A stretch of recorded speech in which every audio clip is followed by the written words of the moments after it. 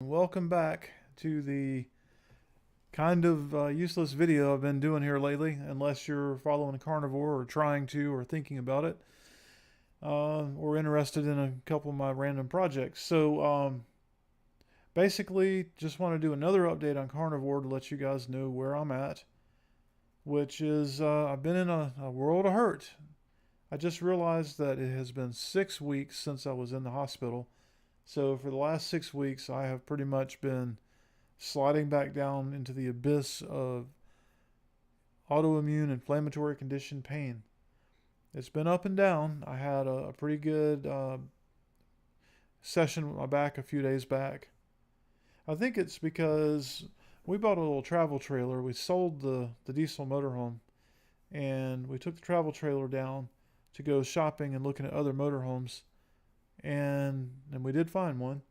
But I think sleeping in that little travel trailer is what really triggered my back. It did not like the little, like 5 inch thick cushion or whatever that it has. Um, but anyway, we survived it, and I've actually been doing better, but not great, but better. I'm getting things done. My back hurts, but it's not unbearable, and it was really bad a few days ago. It was radiating up into my sternum. My ribs hurt like crazy. But then, like just earlier today, is my iliac, what do they call it? Posterior, superior iliac bones. So if you put a belt on, those two blade bones on your sides that stick out at your hips, that your belt kind of rides on, those are iliac something and others. And those bother me quite a bit. So those are bothering me earlier. My finger joints, they were really bad a few days back, but they've improved. What have I changed?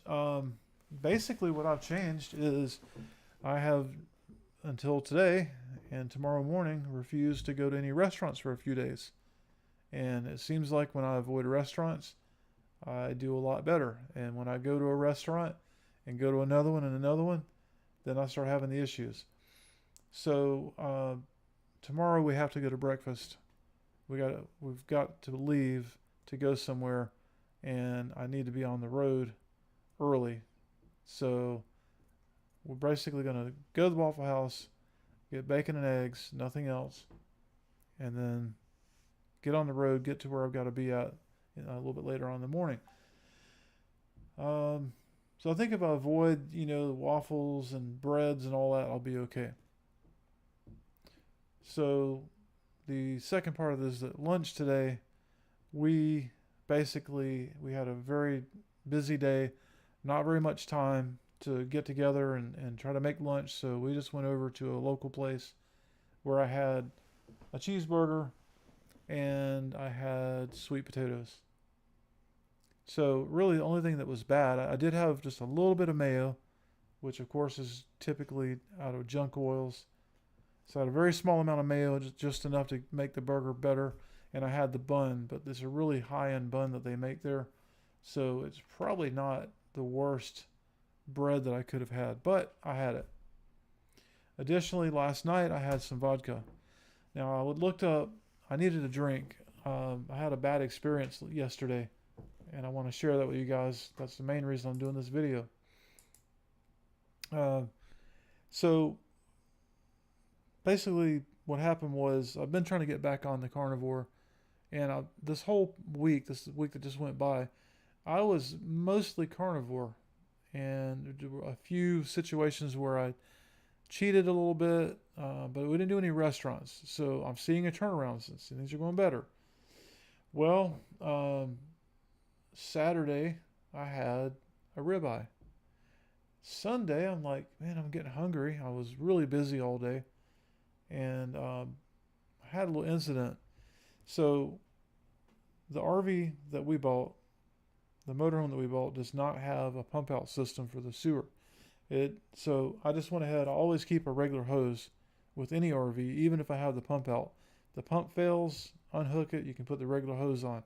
So I went down and got a regular hose. I haven't used one in 2 or 3 years. Usually I use the macerator pump system. So it's like practically a water hose. You unscrew a little cap, screw that into the sewer thing, and you don't ever really smell anything. And So I had the regular hose because we had used the RV both in the night that we bought it, we stayed in it, and then we stayed in it Saturday night to test everything at home. So I needed to dump the tanks out. And I dumped the tanks out, just took a couple minutes, and then I disconnected that big sewer hose after having, and all it was in there was shower water, gray water, so shower and sink, uh, whatever the previous owners, you know, it was drained when I got it for the most part. But anyway, gray tanks have a very distinct smell to them. It's not a sewer tank, it's a very salty, very sulfury smell. It's kind of disgusting, but not like the black tank, the poo poo tank. So I haven't had to deal with that on this one yet. But anyway, I was going to rinse the hose out. So I unhooked the end from the RV, took my water hose, shoved that down there a little bit, and sprayed it out. And this wafted up smell of that gray tank, just right up the nose. That's all I could smell or taste the rest of the afternoon or evening. So anyway, I decided though somewhere thereabout to have another ribeye. So that's what I did. Uh, Melissa made it, and she came out too. She said, "Hey, this has got a little bit of gray on it." Now I just bought these the day before. It's got a little bit of gray on it. I said, "Yeah, it's just oxidation. I mean, it's not going through it or whatever. It should be fine." Well, she didn't communicate to me clearly that she also had the opinion that the steak had a bit of a smell to it. Now, she's not a real steak person. She doesn't really care for it that much. I mean, she will eat it, but she's already not a big fan of steaks. And so, I think she just kind of wrote it off and she didn't mention it to me. So normally when we make ribeyes, we do it in an air fryer now, and we put a lot of butter on it. We put some garlic, put some salt on it, and this makes it pretty palatable. So I get the steak. Now I'm still smelling and tasting the sewer pipe, kind of that sulfury, ugh, terrible kind of smell. And I've already tried, like brush my teeth, mouthwash, a couple of different types of drinks, a Coke, diet, Zevia, and nothing would get rid of it. So I get the steak, and I'm like, oh man, the steak just kind of reminds me of this because of that butter and that garlic. It just kind of, it just wasn't a great combination. Well, I just found out tonight, I'm going to jump ahead a little bit. I found out tonight that she had told me she put salt and pepper on the steak. And that's all I heard. Because we're not using pepper because it's inflammatory. I said, I don't care, I'm hungry. Don't worry about it, it's just a little bit of pepper, no big deal. I already kind of cheated earlier on that day anyway with something I'd eaten, so probably going to flare either way. What I didn't hear her say was that she did not put any butter or garlic on the steak. But that's what in fact, that's what it tasted like more than steak. And I'm like, golly, this thing is like really, she put a lot of garlic on this steak and a lot of butter on the steak because it's really covered in it. And so I got a little ways through it and I thought, I kind of sniffed the steak a couple of times. It just, something didn't seem right. And then, I took another couple bites and I thought, I just don't like the steak. So it turns out that the steak apparently is bad because the other steak in that package had grays on it too, and the other pack had dark areas on it that came from the same batch, I would assume. So thank God I stopped eating it. It didn't bother me too much, other than just I couldn't get the taste out of my mouth, and then about midnight I started burping that flavor, that same flavor. But I never really got sick from it, which is a good thing. But man, I just keep having bad luck. I mean, the last ribeye I had was good, but it was thinner than a Waffle House steak. I don't know how we ended up with ribeyes that were like thin sliced pork chops.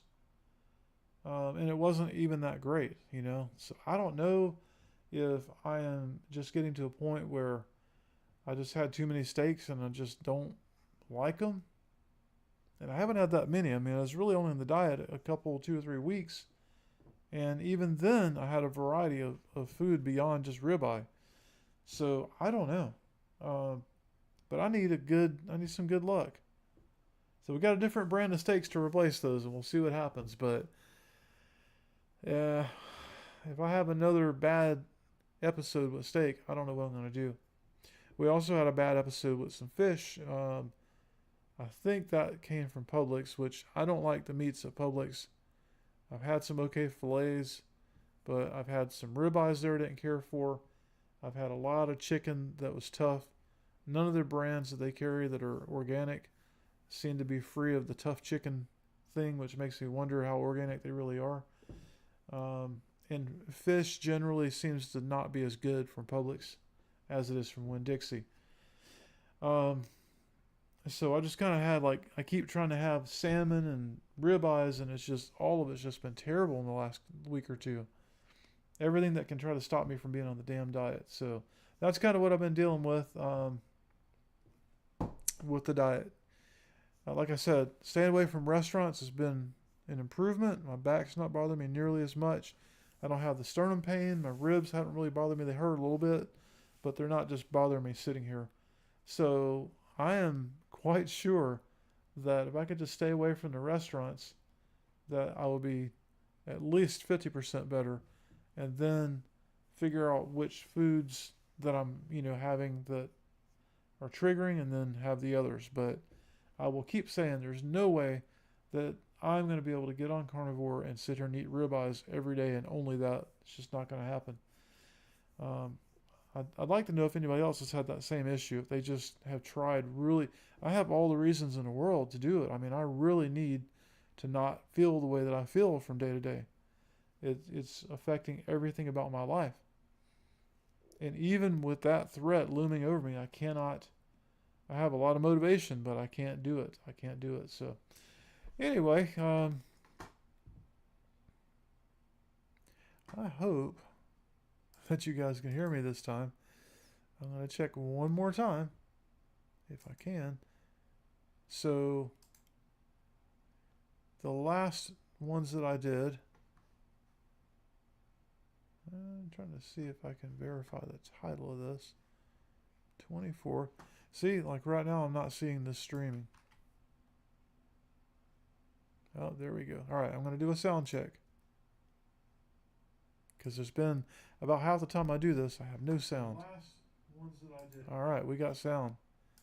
Freaking awesome. All right, so you guys have probably seen the videos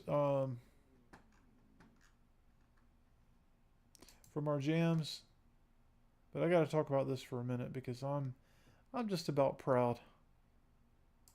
I'm just about proud that I've been able to be involved with getting this jam to happen.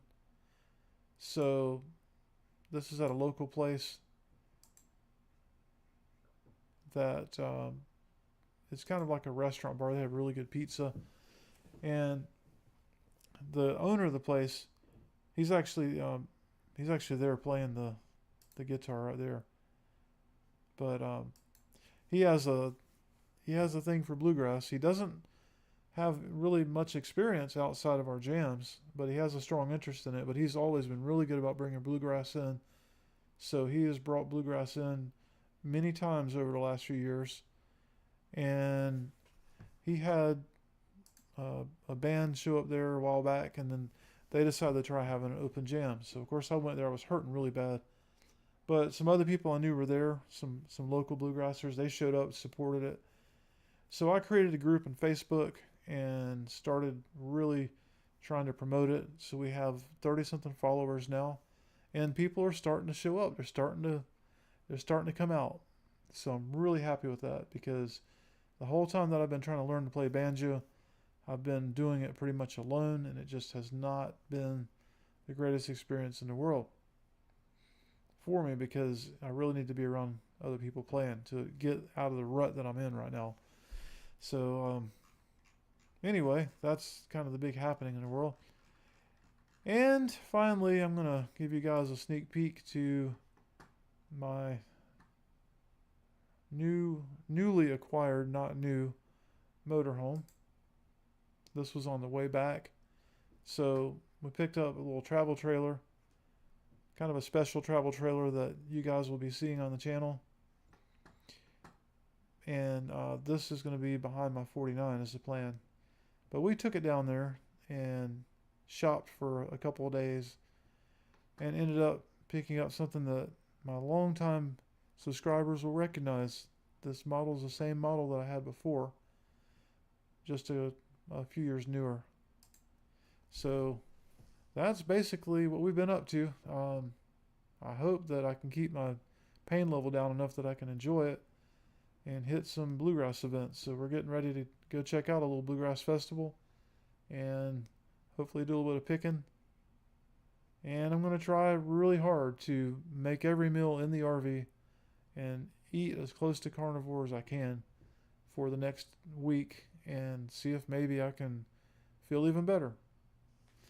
Anyway, that's really about all that's going on. So just wanted to update my followers who are staying tuned about this diet.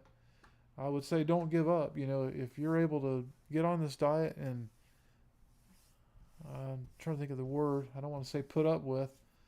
If you are able to stick with the diet and eat what you're supposed to eat on the diet, I have no doubt it's going to help you. And a lot of people are going to be helped by it. But I've got to figure out how to reprogram myself, or I got to find another way to deal with this inflammation, because I can't do a ribeye every day in water. I just can't do it. I'll keep saying that. I want to make sure you guys understand I cannot do it. And I don't say that about a lot of things. I've been trying on the banjo for a few years now, and I don't think that I'm very good at it at all, but I keep trying. I keep pushing forward. I'm making a little bit of progress here and there. I'm not a good player. I'm not a good carnivore dieter either. And I don't think I'm ever going to be on the carnivore. I think I'll have a greater chance of being on a stage playing the banjo than I am to ever be able to eat straight carnivore. And I hate that. I really wish I could tell you guys otherwise.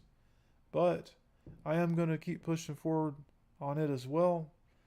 And hopefully I can tolerate certain foods with it that'll keep me in a frame of mind where I can eat mostly carnivore and, you know, get most of the benefits out of it. All right, that's it. I'll catch you guys next time.